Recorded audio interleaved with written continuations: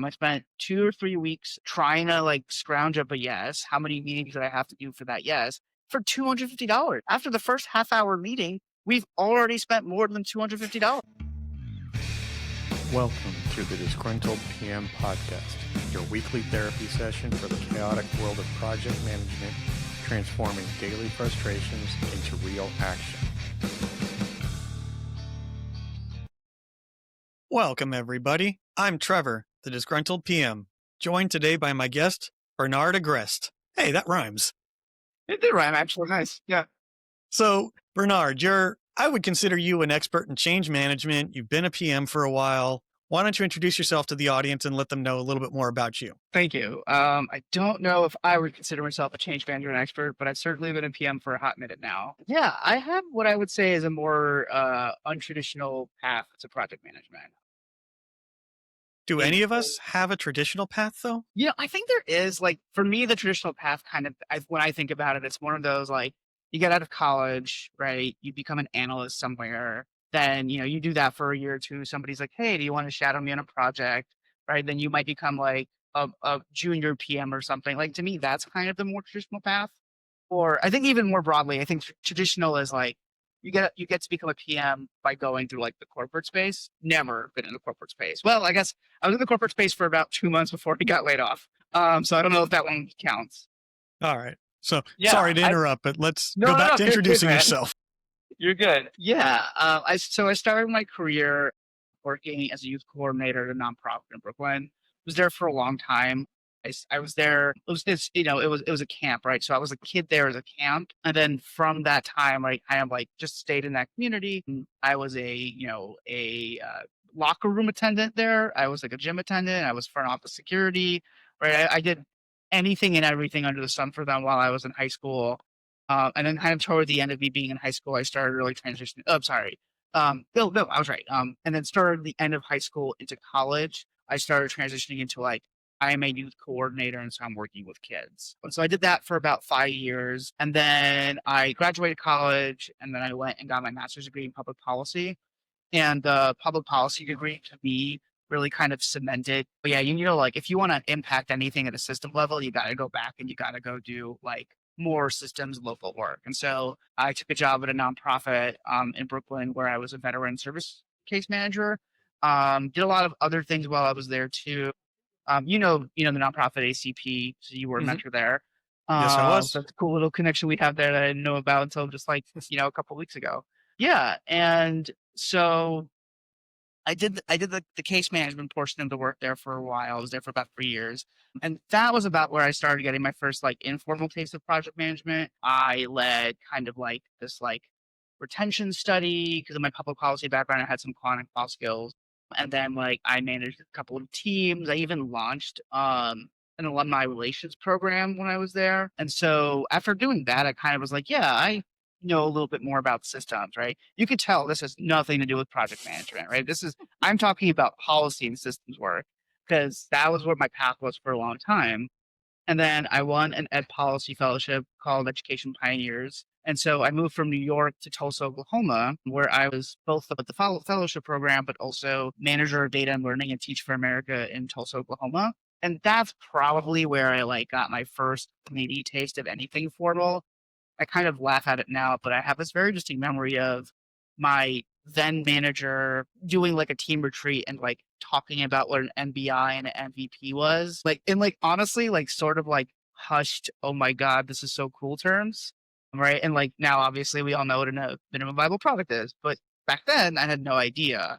And I didn't even know there was anything correlated there to project or program management or anything like that. But right, I was working with a lot of staff internally. I was working with teachers. I was supporting schools, doing some pretty cool actual policy and systems work. And right around COVID, my fellowship, COVID had kicked off, and 3 months later, my fellowship ended. So I was stuck in limbo for a bit. And then I went and I got really lucky. I was able to stay Teach for America. And this time I moved actually back to Brooklyn because of COVID. But I had a fully remote job being the director of data and learning at Teach for America in the Bay Area. And it was weird because as a functional leader, right, you have a thought in your head of what a functional leader was. But I kind of was the hub in the middle of the spoke. And so my role really, like now that I think about it kind of with more a fresh lens, I was building a PMO up, right? I was leading change management. I was building up a PMO. And so after my time with TFA ended, I got that corporate job that I mentioned a little while ago. I got that job. 2 months later, I got laid off, so maybe not the best decision to go pursue that. But then, yeah, I got really lucky. In October of 23, I landed this senior PM role at UW-Madison, which is where I am now. And like this is, I would say, like full core program project change management, right? Like I got my PMP through UW. I got my ProSci certification in change management through UW. And like, leading an ERP for a medical school is no small project. So yeah, that's a bit of a long path to how I got here now, of all places. Hey, I went from being an infantryman in the Army to being a project manager. Yeah. We all make weird choices in our lives. Yeah, exactly. Like it's funny. Every PM I interview or I talk to, they're always like, oh, I came in backwards or sideways. It's non-traditional. Where is the traditional path then? Because if everyone comes in through just tangentially coming into it, how do we come into it? I think that the current generation is now learning that this is a career field and they're going to come into it straight into it, knowing that's what I want to do, going through college, learning about it, getting it. Yeah. There was no masters in project management, 10, 15 years ago, probably. No, like I've got a friend who's working on developing a program for high schools. Whoa, that's cool. Yeah. Yeah. I mean, it's a whole thing. Don't want to get into it, but I want to talk more about you and your stuff because, you said you've got the ProSci change management cert, and I'm really interested in that because talking about change management, we talk about that's a big deal. That's the thing to talk about. That's kind of the hot button flavor du jour of project management because Agile that's the religion we don't talk about. So why don't you give the audience a little bit of a primer of what that is, how it was, what you learned, all that kind of stuff. And you want a primer on the certification or on like what change management is in my head? All. Go for all of it. Cool. Yeah, I'll start with the cert. The cert it's interesting. I think what I really liked about the cert is that you can't it's not a hands-off thing. Like you are actually talking about a project while you are going through the certification. It's not like a super complicated one, to be fair. But it is, I think of all the different things that I've done and learned and studied, it's been the only one that I found genuinely valuable from a to my current job way in the moment. Because when I started doing that program, I think it was a couple of days or I think it was 4 days over 2 weeks or something like that, 3 or 4 hours each day. There was a quiz every day. There was a presentation, right? But most of the work that we were doing that wasn't here's ADCAR and here's how we learn all that stuff, right? Most of that actually was properly you were in their custom tool, taking your stakeholders, taking your your concerns and your risks, and you were putting them into their model. And then you were managing the change because the model was helping you design it was, it was this one thing is red and this other thing is red. And so then that tells you what you need to focus on is your relationships across finance in this subfield of finance, right? Because I was doing a finance part at the time. So I gotta interrupt here. Yeah. I'm gonna put you on the spot because I have a rule on the show. Okay. You mention an acronym, you have to explain it. Oh gosh. Okay. Man, that's a hard one because ADCAR. So ADCAR. Yeah, man. Awareness, desire. All right. No, that's fair. But I got the book right here. So look at the back of it and give us the rest. Yeah. What is ADCAR stand? Awareness, desire, knowledge, ability, and reinforcement. Okay. Yeah. Good call out, honestly. Because that's something that I learned a long time ago as a PM. We throw out these terms in meetings and we assume that everybody understands what we're talking about. But good point.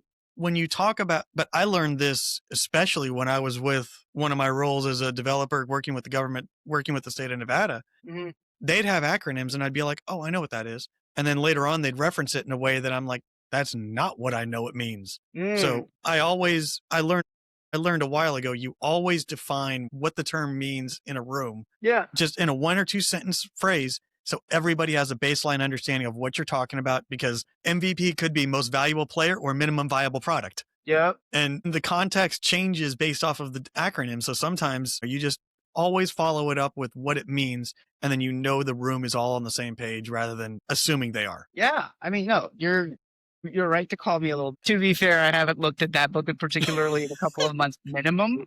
But so yeah, so that's ProSci. And I will say I found ProSci more valuable than some of the other trainings I've done. I wouldn't say it's the most valuable one out there, but like it's worth it, I would say, especially like in my case where my employer covered it. Because you get something, the value for me, the value isn't actually the models and the frameworks and all that. It's really like you are talking about your project with other people who are going through similar projects like you, and you're talking about how do we line it up so that change is successful. And I think then coming back to your earlier question of, what is change management? I have a definition that I don't know if everyone else is going to agree with. I think it's, for just my own thing, but I think it kind of lines up relatively well. It's the part of the project that we want to ignore because it means you have to bring people along with you. So it's the culmination of the business value that you're going to get from a project, right? You do an ERP rollout, rolling the E does not mean you've successfully completed the project, right? You need to be able to also say, our teams know how to use the ERP and our data is clean and there's faster, whatever KPIs we have established, right? Faster procurement. Now procurement's faster. But like, to me, that is what a successful project is. And you can't do that without change management. You have to be able to bring people along, because if you're not doing that, then, well, congratulations, you've got a fancy new software that isn't going anywhere. So dumb question. Yeah. What is an ERP project? Because, we've got listeners that are all over the map of what they do, all over the map of knowledge of project management. And I kind of want to, once again, level set the playing field. So as we're discussing this, everyone understands what we're talking about. Yeah, you're right. The PM world is just chock full of acronyms. Yep. ERP is enterprise resource planning. And so there are plenty of softwares out there that'll let you do kind of all your finance and your HR, depending on what, environment you're in. There could be some other stuff that they're doing for you, but it's kind of like, I think of it as like the administrative backbone of an institution. Yeah. Yeah. I mean, that's fair. It's kind of like a customer database equivalent for something else. Like it's almost like it's not a customer database, but it's something similar, at least in that vein. I can see where you're going. Yeah. I get the comparison you're making. Yeah. Yeah. Just trying to relate it to something that somebody might know already. Yeah.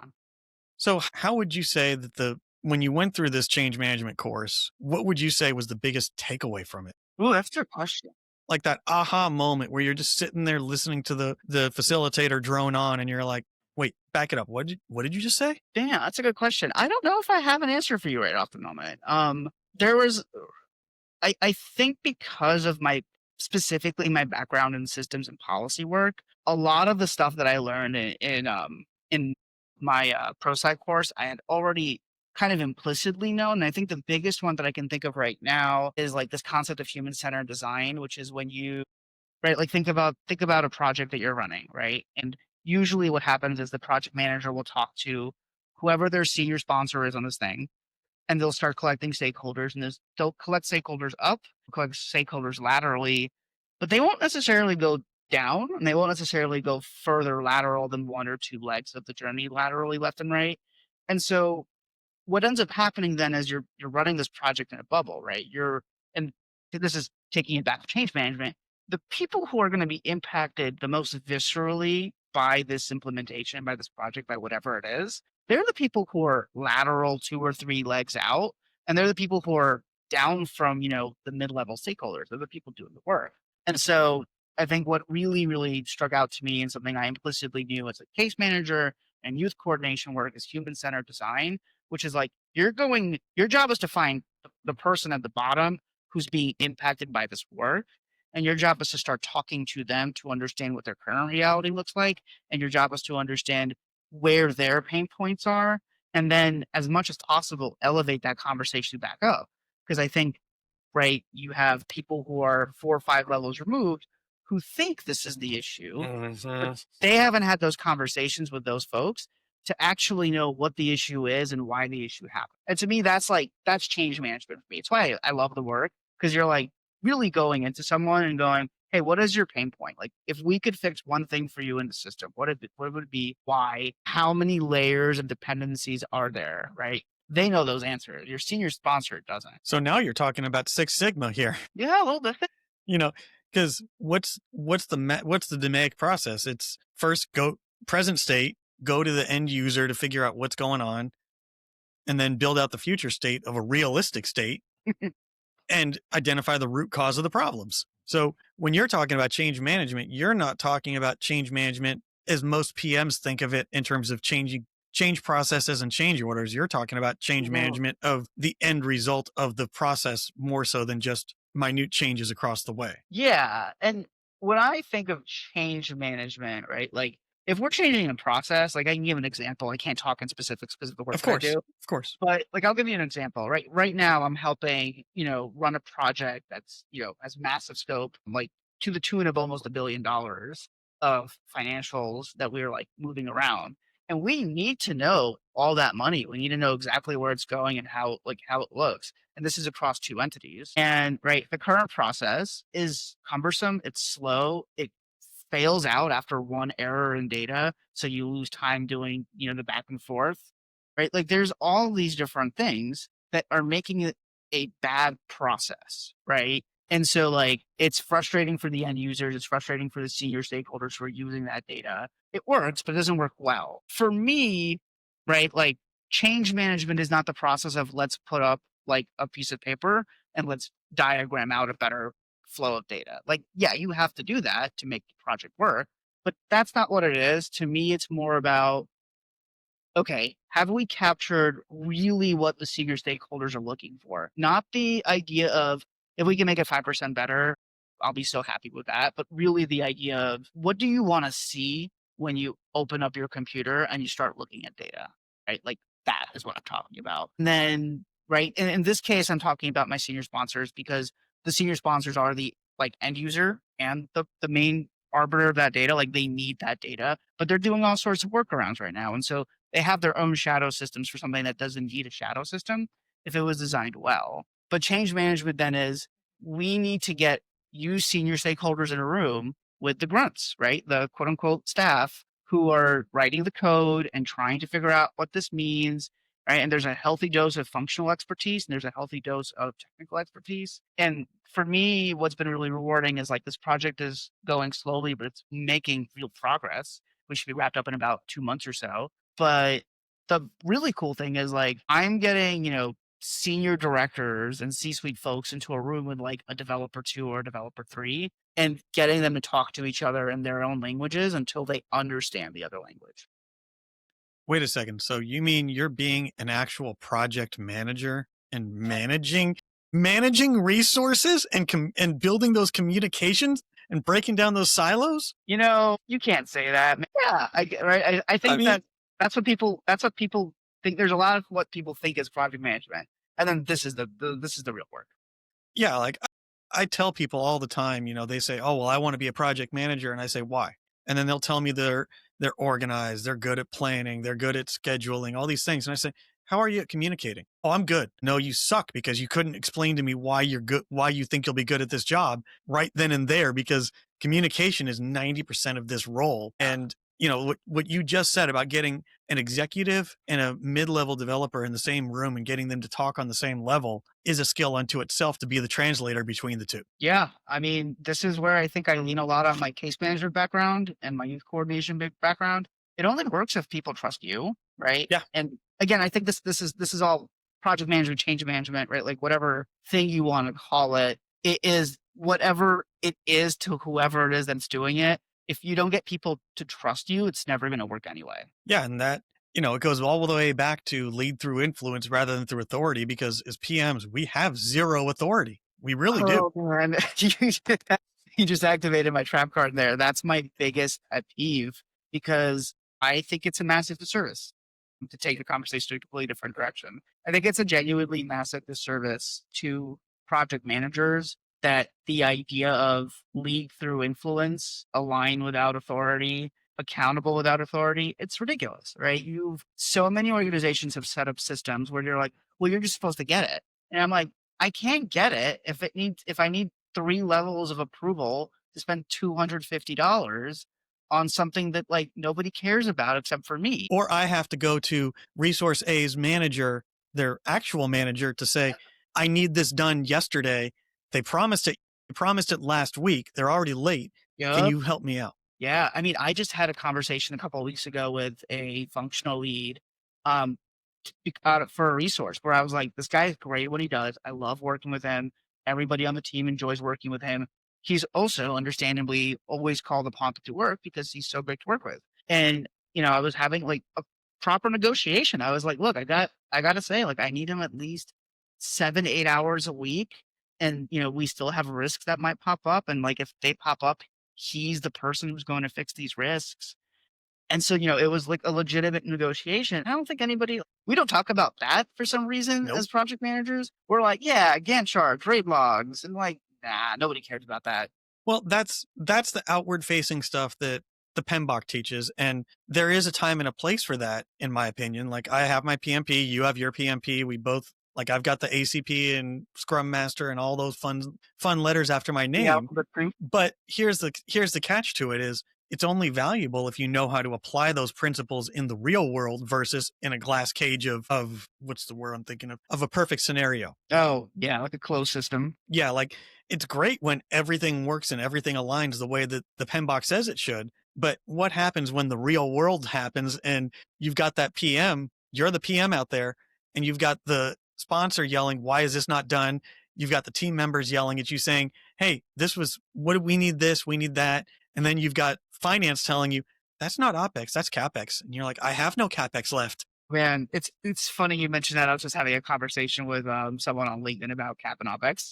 And like transparently, like I know a little bit about it. I know enough to be a little bit dangerous with it, right? And just I think this is a thing that I think nobody talks about either. Is you'd be surprised how many projects as a project manager you manage without a budget. I've done that. Yeah, that's been the majority of my projects, right? I think I've probably managed at this point. I mean, if we take the current project that I'm on, this program really to take that on, and we kind of split it into its constituent parts, that was probably a couple hundred projects to be honest, right? Humble brag there. Yeah, a little bit, but I mean, it's a really cool. Honestly, like it is a cool thing to have done. Really stressful, lots of dependencies, lots of things outside of your comfort zone. I mean, I felt like an idiot 90% of the time on this project, to be honest. Right? Almost every single, like literally almost every single day, I would hear a term, go, I have no idea what that is. I've never heard of that, but I have to be prepared to talk about it in a meeting next week. And so then I would just. This is exactly why I have that rule on the show. Yeah, yeah.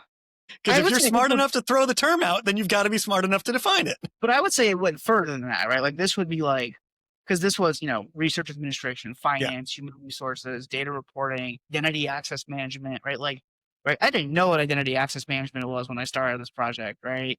So like there was a lot of, I'm going to get a little off track here, but there's a lot of sub projects that I've managed over the course of this program. And then, probably 30 or 40 other projects across my career. I would say there's only been like 15 projects max, where I had a budget that was significantly like over $50,000. Right. Most of the time I was operating in budgets of like $5,000. Yeah. And when you're talking about that, as a project, not to downplay that, but that's almost chump change in the way that you manage the finances, because yes, you're pinching pennies, but there's only pennies to pinch. Yeah. But let me ask you the follow-up then.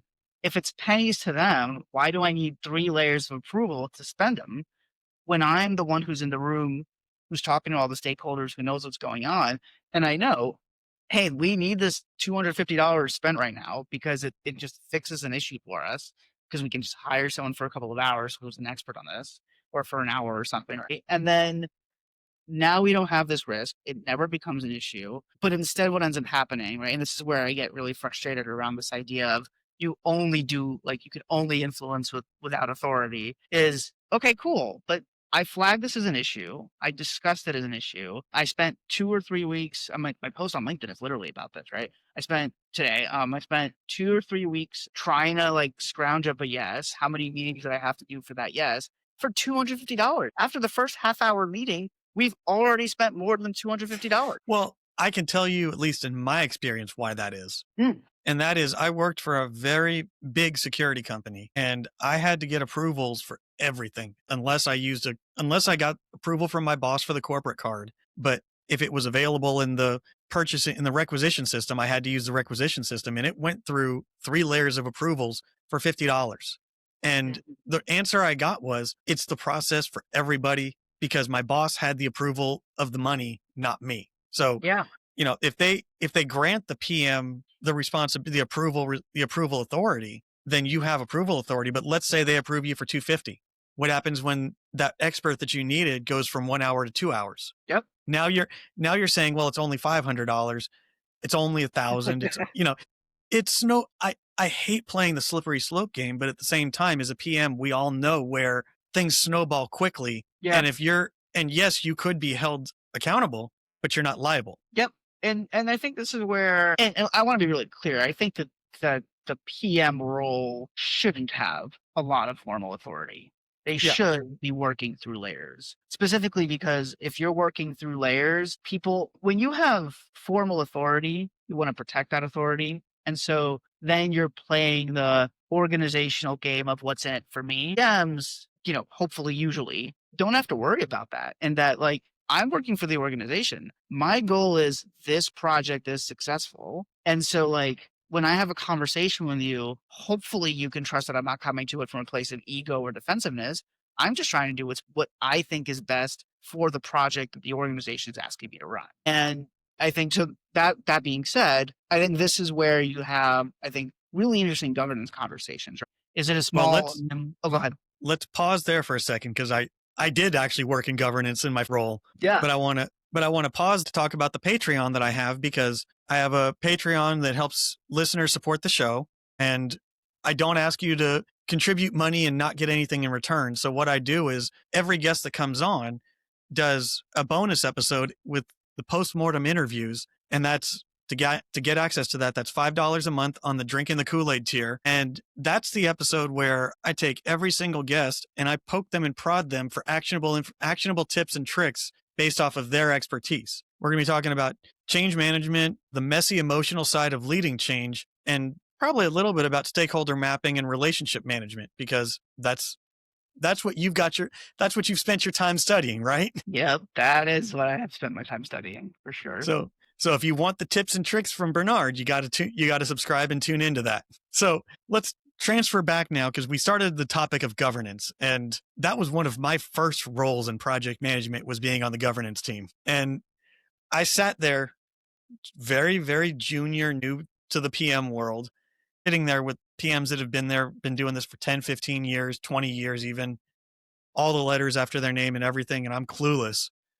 And I've got to go in and audit people's projects. Well, that's fun. Yeah. So I go in with my little checklist on SharePoint of all your artifacts you have to have. So, and what I figured out really quick was, yes, there's a checklist, but I would always defer to the PM and say, tell me why you don't need this. And if you could convince me, Trevor the idiot, junior PM, you could convince me why you didn't need that artifact, I signed off as not needed. Nice. Because I learned early on, as a PM, you're bogged down with bureaucracy on every angle possible. Yeah. But if you can explain something to me, who doesn't know a lot, why something isn't needed, why that's just a list of documents that's best practices, if you convince me, then I can convince someone else. What's the show called again? The Disgruntled PM. Yeah, this is one of the reasons why we might be disgruntled PMs. Well, there's a lot of reasons why. I'll say, from a governance perspective, I think that, yes, there are absolutely artifacts, right? I think that's what the pinball calls them these days. Mm-hmm. Right? There are absolutely artifacts and plans that are really important. And then there are also absolutely artifacts that can be built into a sub artifact. And then there are those that are just not needed. And what I don't think many people, I'm sure, let me rephrase that. People have figured this out. But what they haven't done is systematized how to do it. What do you actually need for a given project and why? Right? Well, that depends on your project. That depends on your project. And I think there's not saying I've done it, but I think that there is a way to do it where you could create enough layers of systems of, like,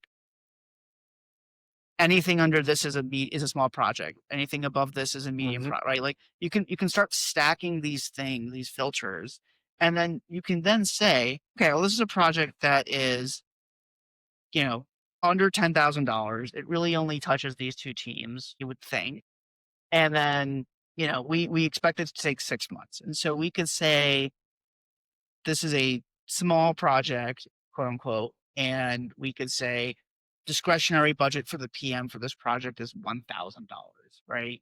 And I think this is where you can use governance to actually empower project managers. But then I think it depends on how mature is your PMO. Well, I struggled with this because when I was in governance, we had ongoing agile projects, and I use projects loosely. Agile Things like the website. They were literally just things that never ended. They just ran in continuous 2-week sprints, ongoing forever. And I argued to the team, to my boss, I was like, why are we calling these projects when by definition they are not projects? We should call them agile initiatives. And then they fall into a totally different bucket. They fall into a totally different everything because they're not projects. Well, question for you, right? Maybe they fell into a totally different bucket, which meant they went outside someone's budget, and that's why they were called projects. No, I think it was because they still could have been initiatives that fell under the PMO. So it would have so it wasn't a budget thing. This was a weird naming thing. It was just an ease of everything being the same. And this was also close to 15 years ago, but even then, we knew agile projects are different. And, by definition, a project has to have an end. So it's not an agile project, it's an agile initiative. And I argued that, and everyone's just, shut up, Trevor. Shut up, Trevor. I guess this is a question, and maybe this is a semantic discussion, so we can just stop that if you want. But would that be an agile initiative, or would that be operations? That's a good question. I would say that goes into semantics of where would that fall into the org structure, because if it fell under the PMO, I would still say that that's an initiative that would fall under the PMO. And by definition, if it's an agile initiative running 2-week sprints, running loosely based agile methodology, it should fall under the PMO regardless, no matter what it is, because the PMO runs everything related to project management, both in functional areas and also in education and training. Yeah. And that's an interesting thing because, I've only ever worked in one job that had a formal PMO. And, in a weird way, when I was director of data and learning at Teach for America in the Bay Area, I kind of built a PMO, right? I don't think I fully understood what I was doing, but I was doing that, right? I was bringing functions together.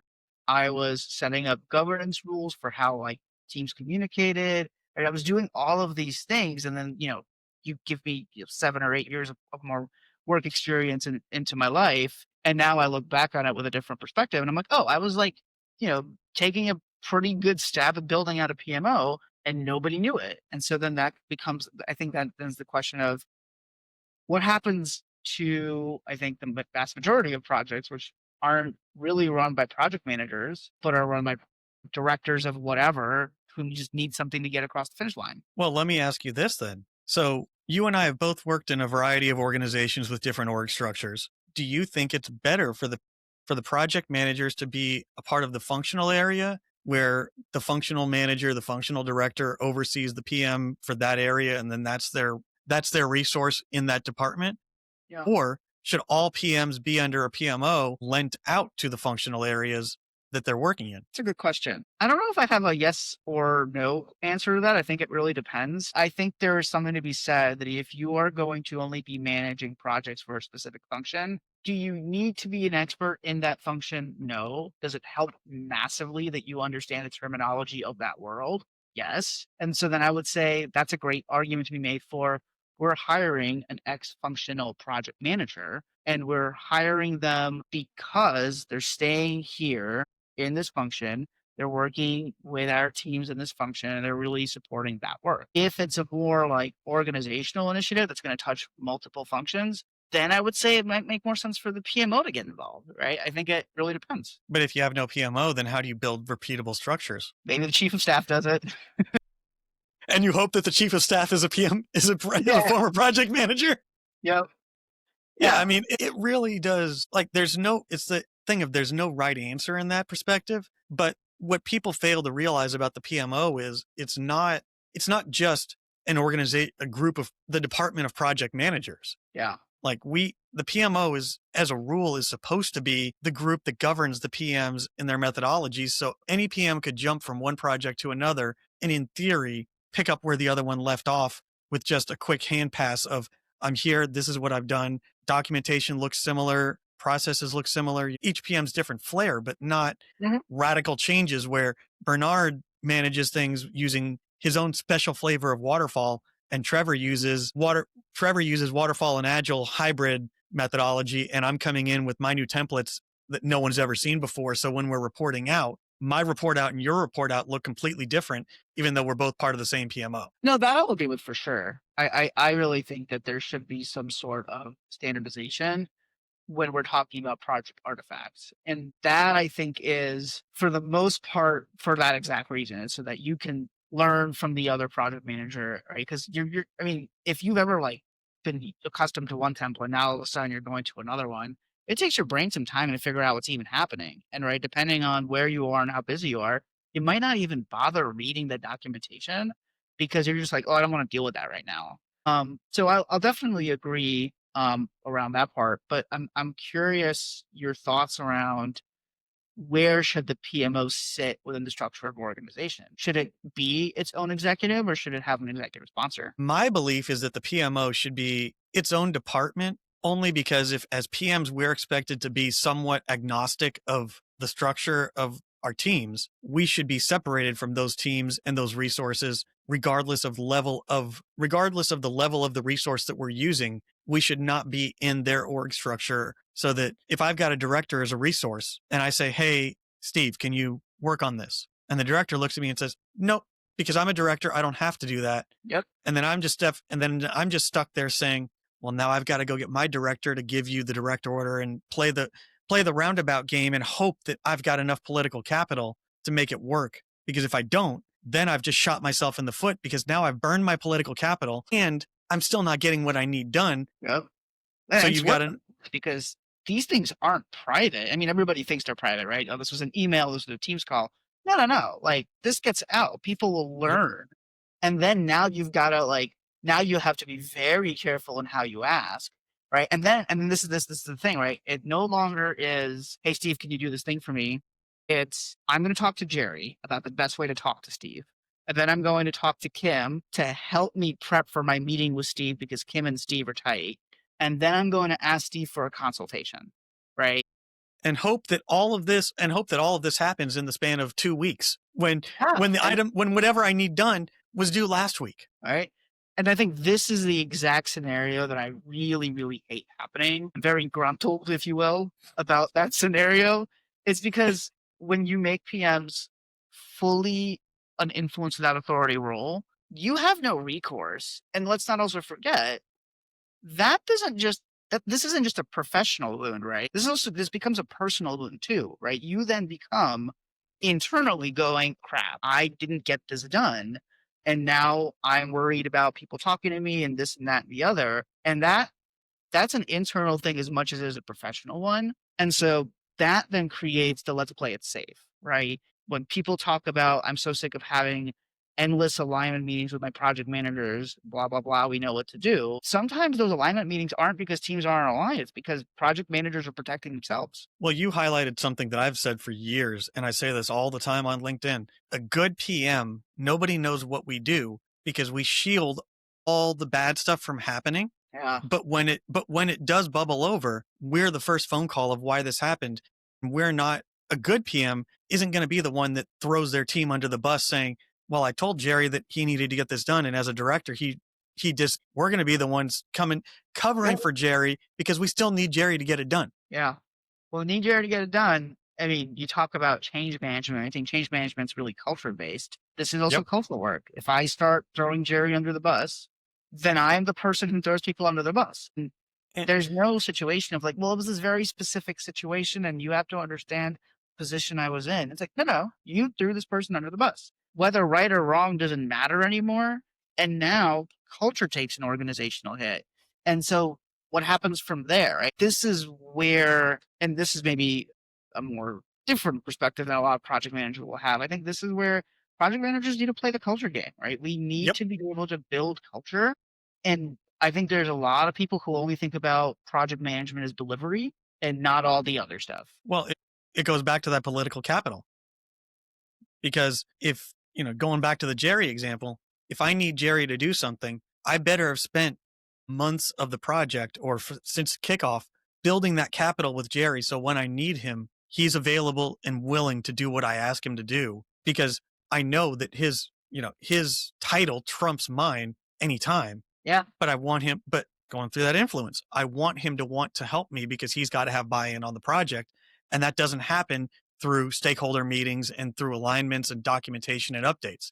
That comes through getting to know Jerry, working with Jerry, showing him, getting his buy-in on the project itself. Yeah. And right, this is where we can talk about this later at the Patreon conversation, Yep. right? But this is the work that I do a lot of with clients is stakeholder dependencies, right? Stakeholder maps aren't that helpful when you think about it for more than like a couple of minutes, right? But knowing how to get to the person that you need to approve something is critical. And that takes time. It takes relationships. It takes skill. It is a proper like art. There's an art to it, really. Yeah. Well, we're running out of time. So I want to get to my personalized question for you. All right, let's do it. And that is, you spent your time going through all these change management courses. If you could change one thing in the course of delivery of what they taught you, change something, what would it be? Let me make sure I'm understanding it. So, of all the courses that I've taken, if I could change something in like the design of the course, in the delivery of the course, yeah. Yeah, I've got this one actually. I thought this was a harder question at first. I think when I was studying for my PMP, the way that the course was structured was Thursday, Friday, 8-hour days, which were just brutal, right? Because this is all on Zoom. And I'm tired by like day 2, I had just stopped retaining information truly. And I think what I really, really didn't like about the way they structured that course was that they didn't make the 49 processes intuitive. Yeah, you think, oh my God, 49 processes, you just gotta like grind it out, memorize it. You got yours under the 6th edition, right? I think is the 8th out right now? Yeah. So I think I got it on the 7th. Okay. Yeah. I will be the first to famously admit it took me 4 tries to pass. Okay. And the fourth time I figured out, after the 3rd failure, I figured out that 49 process map was where everything flowed from. Yep. So after the 3rd time and I had to wait my year, I spent 6 months memorizing that map to where I could draw it on a blank sheet of paper, because in that edition, what I figured out was they gave you half the answer in the question. Either you're going somewhere or you just finished something. Either you just finished something or you're whatever it was. And I figured out, once I knew how that map worked, if I could place myself on the map of what they were asking, I knew where to go next, or I knew what I had just done. Yep. Yeah. And the course that I did, it broke. I can't quite remember exactly how it was, but it was like each phase of the project management lifecycle. Please don't ask me to remember that on the spot. No, I can't either. Yeah. But each phase of the project management lifecycle, and then they like broke that out, and like one for agile and one for waterfall. And then like they were like, right. And they just like were like trying to like get you, like, it was like, here's phase 1 for agile, phase 1 for waterfall. Here's phase 2 for agile, phase 2 for waterfall, and on and on. That's horrible. It genuinely was hard for me to keep track of all of it. And what really saved me was, I forgot what the guy's name is. I think it's like Prazion or something. Oh, yeah. Like on YouTube, he had some great videos explaining it. And like, I remember there was one video that I watched like 5 times, because each time I like got more and more and more out of it.